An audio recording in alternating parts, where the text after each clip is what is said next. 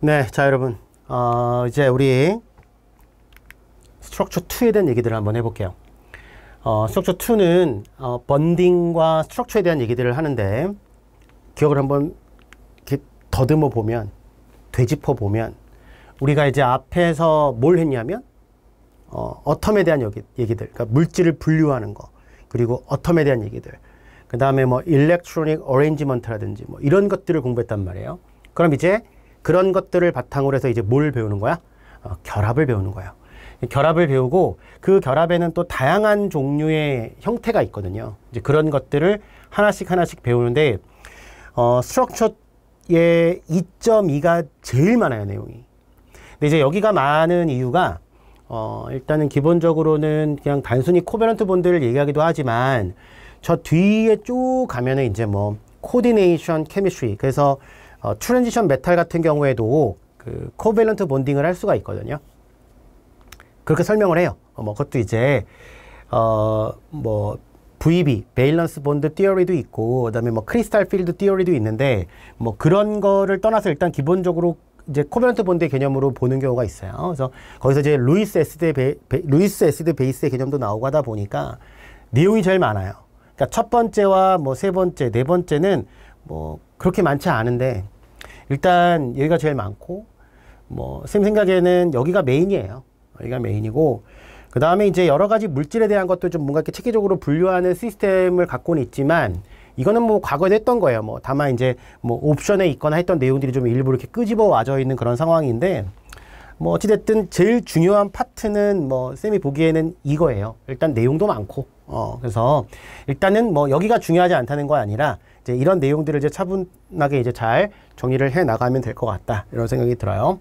그럼 이제 첫 번째는 이제 아이오닉 모델에 대해서 얘기를 해보는데, 사실은 이제 쌤이 이제 이번에 이제 요 강의를 찍으면서 이 자료를 쭉 정리하다 보면, 이게 순서를 나라면 이렇게 하면 또 좋을 것 같은데 라고 하는 것이 중간중간에 되게 많아요. 중간중간에 되게 많고, 그리고 이제 이 스트럭처에 대한 이름도 저는 이거를 그들이 얘기하는 거를 나름대로는 줄여놓은 거예요. 그러니까 스트럭처의 넘버나 이런 건 똑같거든요. 근데 그 내용을 제가 이렇게 써놓긴 하는데 거기가 엄청 길어요. 막 제목이 막 2줄이야. 근데 이제 그런 다 일일이 써줄 필요는 없어 보여서 제가 이제 줄여서 이제 그거에 대한 컨셉을 얘기하고 있는 중인데, 제가 이제 무엇을 얘기하고 싶은 거냐면, 이제 하다가 여기 앞에서 좀 하고 뒤에 또 할 수도 있어. 그러니까 내용이 이게 이제 연결이 안 되는 게 아니라 연결이 되어 있는데 그걸 아주 그냥 토막을 내버렸단 말이에요. 그래서 이게 내 얘기를 하다가 이게 얘기가 전달이 안 되는데, 그러니까 저라면 순서를 이렇게 하지 않았을 것 같은데, 저라면 처음에 순서를 어떻게 하냐면은 이제 결합에 대한 종류가 있는데 그 결합을 분류하는 것부터 먼저 해줘요. 근데 여기는 그냥 분류하는 거를 나중에 하고 첫 번째 그냥 아이오닉에 대한 얘기들을 먼저 하거든요. 그래서 약간 좀 얘기는 할 수 있다 이거죠. 무슨 말인지 이해하시죠? 그러니까 얘기를 하는데 저 뒤에 가면 또 얘기를 할 거예요. 근데 뭐 제가 해보니까 정상 수업을 하면서 다음에 또 얘기를 하면 애들이 지겨워하지 않을까? 학생들이 되게 지워하지 않을까? 그렇게 생각을 하는데 별로 그런 적은 없어요. 하면 또 새롭고 하더라고요. 그래서 별로 부담은 갖지는 않는데 어쨌든 예고는 한다. 그래서 같은 얘기가 조금 더 나올 수도 있어요. 근데 어쨌든 그거는 이제 설명하는 과정에서 어쩔 수 없이 하는 거고요. 자, 일단은 우리가 이제 피릭 테이블을 좀 볼 필요가 있는데, 자, 이거 봐봐. 피리어디시티는 또 그 뒤에 있어요. 나중에 있지만 우리가 결합을 논의하는 데 있어서 피리어디 테이블을 얘기하지 않고서는 설명이 불가해요. 그냥 불가해요. 그래서 어쩔 수 없이 갖고 오는 거예요. 갖고 오는 상황인 거고요. 그 다음에 이제 여기에 이제 뭐 여러분들 이제 만약에 이제 핸드아웃이 나오게 되면 거기는 이제 이렇게 반전이 된 게 아니기 때문에 색깔이 좀 다르긴 하겠지만, 그냥 화면상으로 봤을 때는 이렇게 핑크 계열이 나는 것들이 일단은 넌메탈이고요. 그 다음에 이렇게 이게 무슨 색이라 그래야 돼? 뭐 파란색 정도?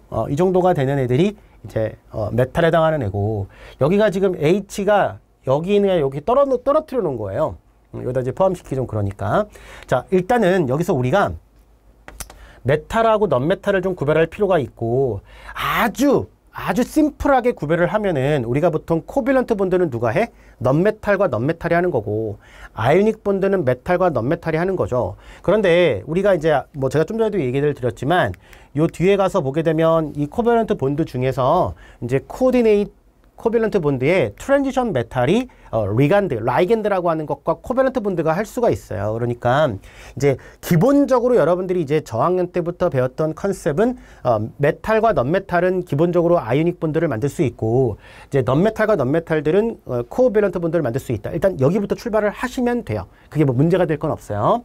자, 그런데 여기 보니까 메탈이 있고 넌메탈이 분명히 있다는 것은 기본적으로 뭔가 이제 성질을 이제 분류해 놓은 것인데 일단은 여기는 하이드로젠이니까 이제 됐고요. 자, 기본적으로 자, 메탈이라고 하는 건 the majority of 92 natural existing element. 그러니까 92개는 이제 periodic table이 보통 110여 개의 이제 엘리먼트로 구성이 되어 있는데 그 중에서 한 90여 종은 자연계에서 발견이 돼요. 그리고 나머지 이제 그런 엘리먼트들은 인공적으로 합성을 하는 것들이거든. 사실 이제 뭐 우리나라는 이제 그런 게 좀 약하긴 하죠. 기초과학이 약하다고 하는 게 이제 바로 거기에 있어. 그러니까 뭐 이렇게 뭔가 새로운 어텀들 아주 펀더먼털한 그런 기본이 되는 내용들을 잘 연구하진 않아서 좀 그렇긴 한데 이제 만약에 이제 어떤 새로운 어텀을 만들기 위해서는 엄청나게 많은 일단 첫 번째 돈이 들어가. 엄청 많이 돈이 들어가고 그 다음에 뭐 입자가속기라든지 뭐 이런 것들이 엄청 비싸거든요. 엄청 크기도 하고 그러니까 그런 것들도 필요하고 또 이제 그 만드는 게 어려운 게 뭐냐면은 실제로 어텀이 만들어진다 하더라도 걔가 매우 짧은 시간만 존재해요. 뭐 10의 마이너스 막 20초 막 이런 정도. 그러면 이제 사라지는 거야. 발견되는 것만 확인하고 그냥 사라져버리는 거야. 그래서 이제 보통 발견하면 이제 자기 이름을 붙이긴 하거든요. 근데 어찌됐든 이제 두 가지의 자연이 존재하는 애들 중에서 거의 대부분은 메탈이에요. 여기 보세요. 메탈이 훨씬 더 많아요. 넌메탈들보다. 그리고 이 경계를 봤을 때 어떤 느낌이 드냐면 피리어디시티라고 하는 걸 나중에 배울 건데 약간 이렇게 분리가 되는 그러한 특징을 보이거든요. 이랬을 때요. 자, 왼쪽 아래쪽으로 올수록 뭐가 커지냐면은 메탈릭 프로퍼티가 증가하는 거예요.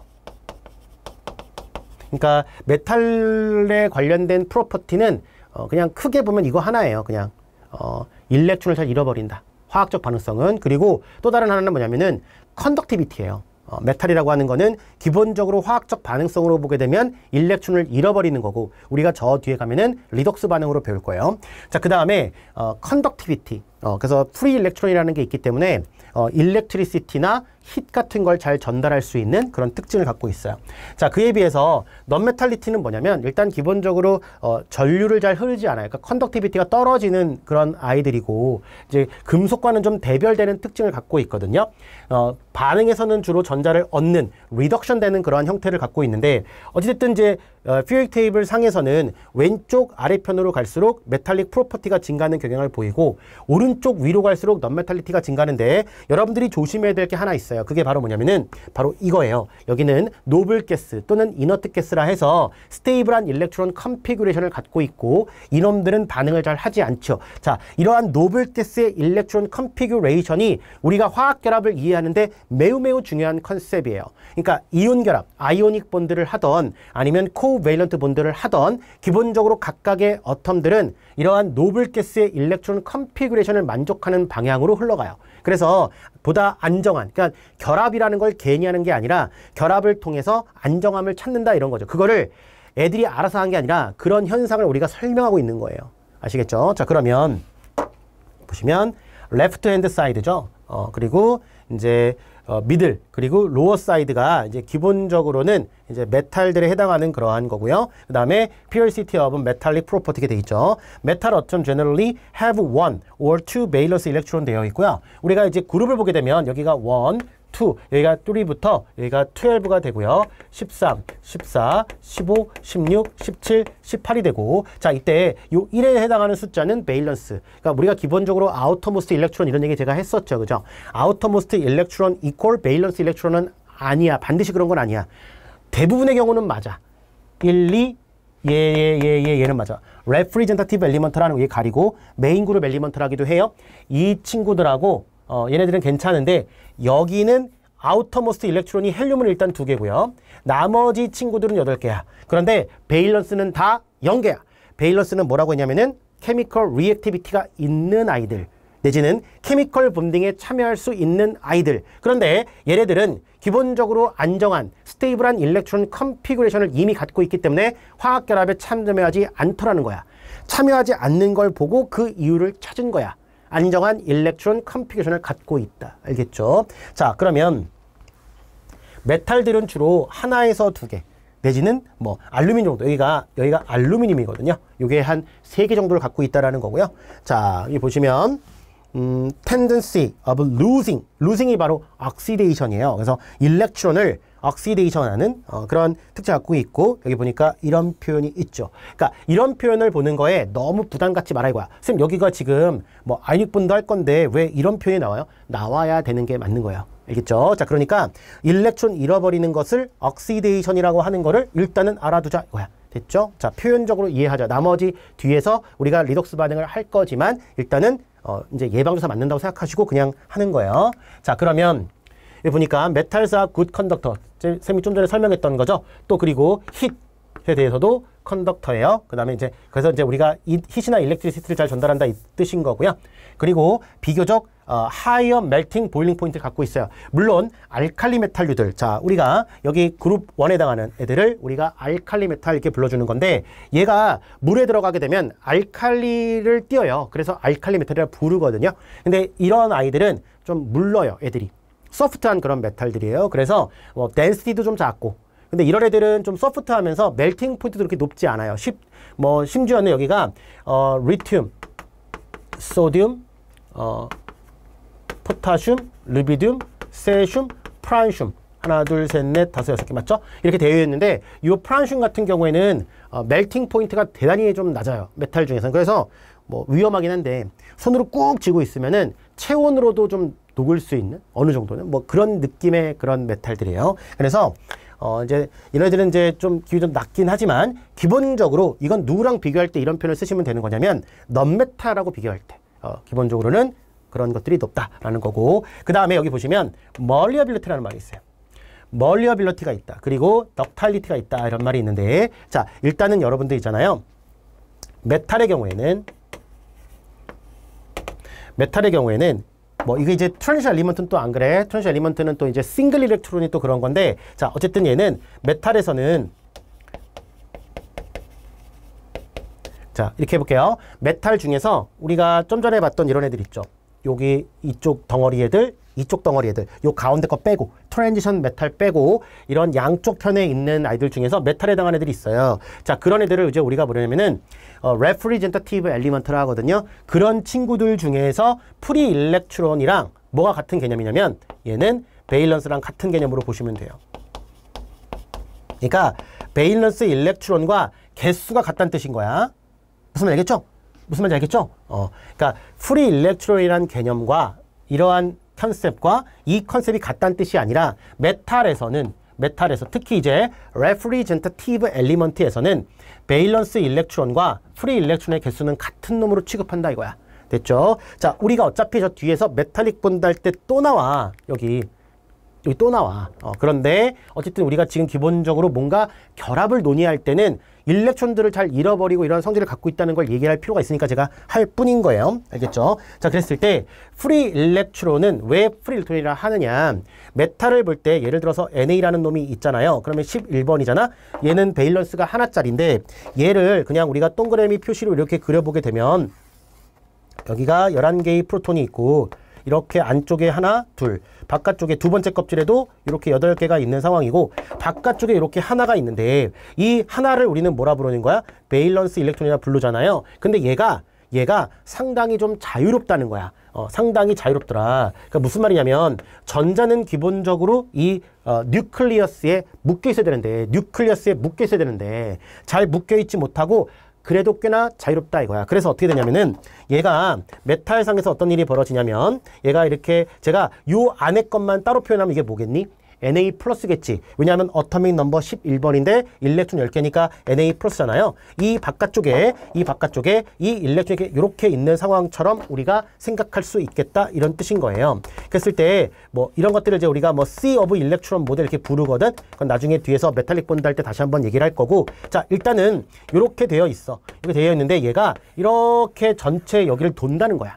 그래서 얘가 꽤나 자유롭다는 건데, 자, 이때 얘가 왜 이러한 전류나 열을 잘 전도하냐면은 여기를 전기 에너지를 걸어서 마이너스과 플러스를 걸어주게 되면은 이 마이너스는 한쪽 방향으로 이동한다는 거야. 마이너스 싫어하니까. 자, 그 다음에 열을 가해줘도 이 열을 전해주면은 이 전자가 직접 에너지를 전달해주기 때문에 더 빠르게 전달한다는 거야. 그러니까 얘가 직접 운반해주기 때문에 다른 물질에 비해서 전기나 열을 잘 전달할 수 있다. 일단 여기까지만 해두죠. 그랬을 때 이 프리액션이 한다는 뜻인 거고, 그 다음에 모양을 변화시키기 쉽다는 건 뭐냐면은 멀리어빌러티는 우리 러더퍼드의 알파 파티클 분바트먼트 익스페리먼트, 스캐터링 익스페리먼트 뭐 이런 거 봤잖아요. 거기서 보게 되면 어떻게 되지? 금 같은 게 때려서 얇게 펴질 수 있다 그랬어요. 그게 왜 그런 거냐면은 우리가 보통 일반적인 물질을 땅땅땅땅 때리면 특히 이런 물질에서 이게 돌다가 이게 플러스와 플러스가 서로 반발할 수 있는데 일렉트론이 움직이면서 그 사이에 쏙 들어가는 거야. 그래서 모양이 바뀌어서 뒤틀려서 이 플러스와 플러스가 서로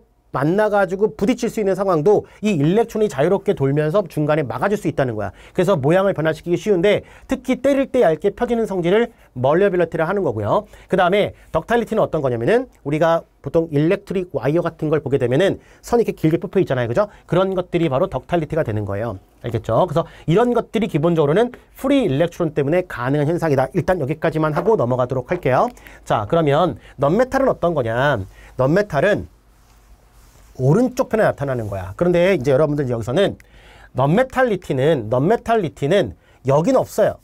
그러니까 뭐냐면 노블가스라고 하는 건 넌메탈은 맞는데 넌메탈릭 프로퍼티는 존재하지 않아. 화학적 반응성이 없어 기본적으로. 그러니까 우리가 얘는 넌메탈리티가 매우 크다라고 얘기하고 싶은 건 어떤 거냐면 얘가 비금속으로서 넌메탈로서 화학적 반응성이 매우 클 때 표현하는 방법인 거야. 알겠죠? 자, 그러면 일단 넌메탈은 라이트 핸드 사이드에서 발견이 되는데 일단 얘네들은 기본적으로 넌메탈릭 프로퍼티를 갖고 있어. 자, 넌메탈 atoms generally have high number of valence. 보시면 여기 보니까 이런 넌메탈들은 뭐 여기 보론이죠. 3, 4, 5, 6, 7. 누구보다 많다는 뜻인 거야. 메탈들보다는 많게 된다라는 뜻인 거고요.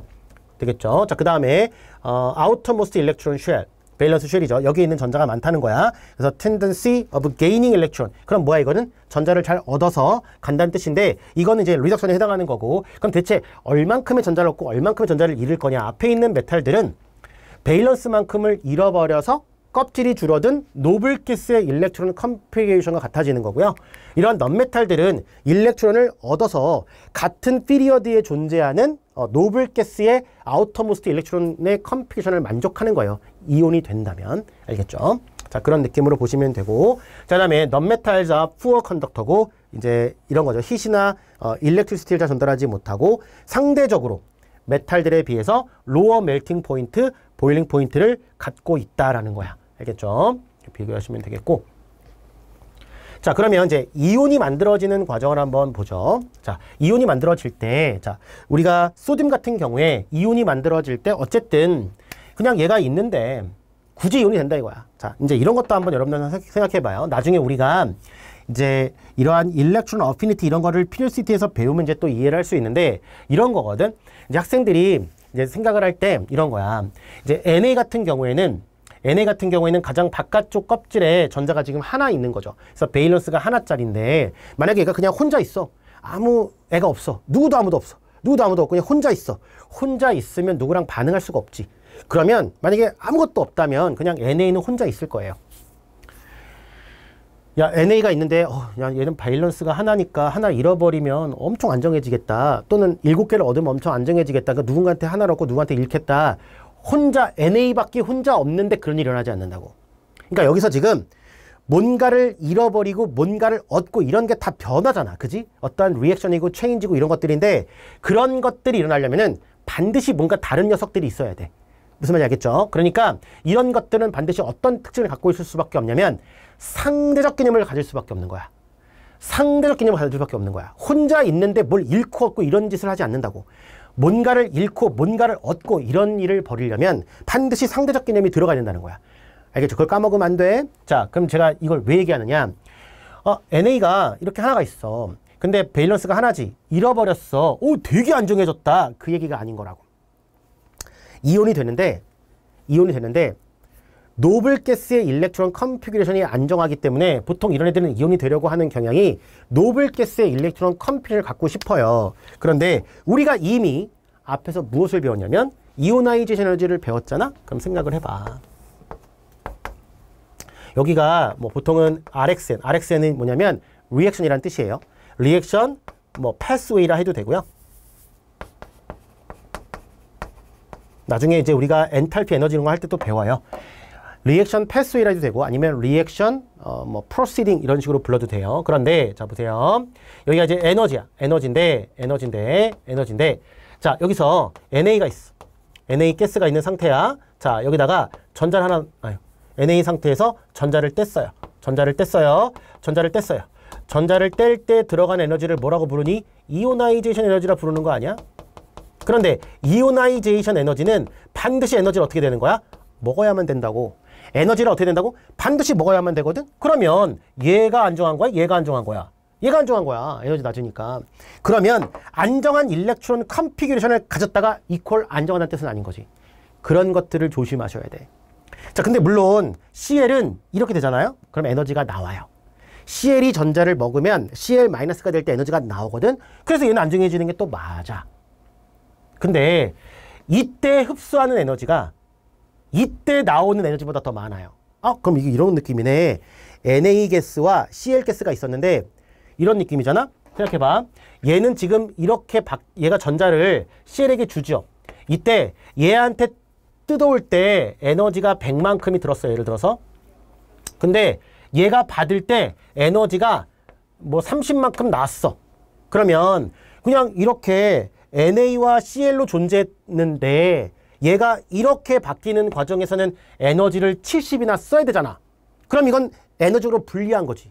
아니 그냥 두 어텀이 그냥 어텀끼리 있는 게 나아. 왜냐하면 얘가 뜰 때 100이 들고 얘가 만들 때 마이너스 30밖에 안 나오니까 둘이 이렇게 가면 에너지는 무조건 손실이야.